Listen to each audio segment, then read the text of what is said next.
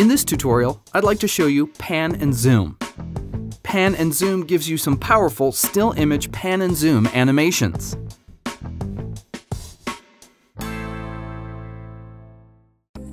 I'm in Final Cut Pro 10. Pan and zoom also works in Motion and After Effects as well.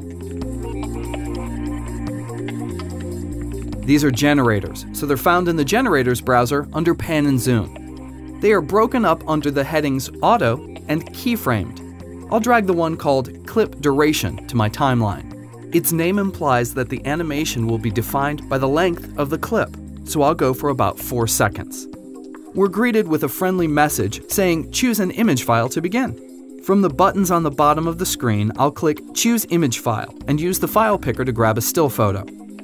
Now we have a photo loaded and the on-screen setup is turned on, which shows me the position 1 framing and the position 2 framing with the gray boxes, and the position of the playhead within the animation with the blue box.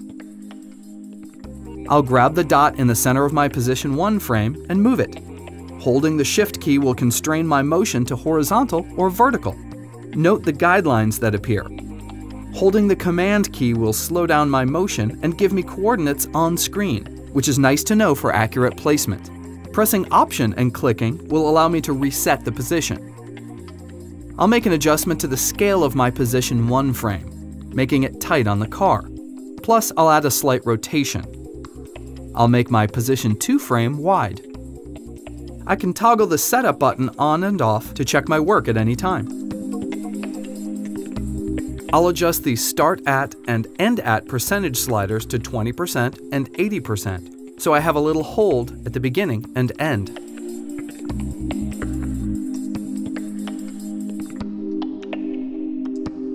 There is a background color picker that you could use if you'd like your animation to go beyond the bounds of the still photo. Lastly, I'll turn on Motion Blur to high for some added realism.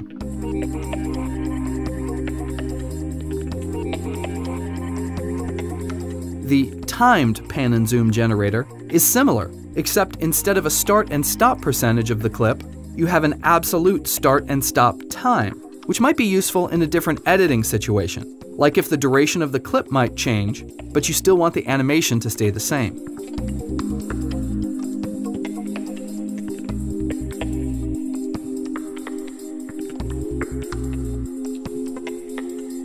Under the Keyframed header, we have a generator called Keyframed Geometry, which allows you to keyframe the position, scale, and angle of the animation. You'll see only one position window on screen with the setup turned on.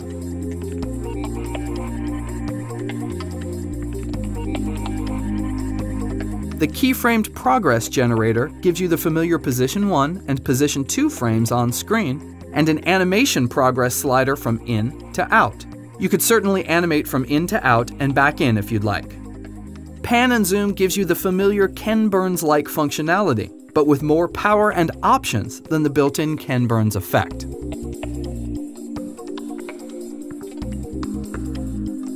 FxFactory offers a huge selection of great plugins, and if you don't have them yet, I suggest you go try them out at noiseindustries.com.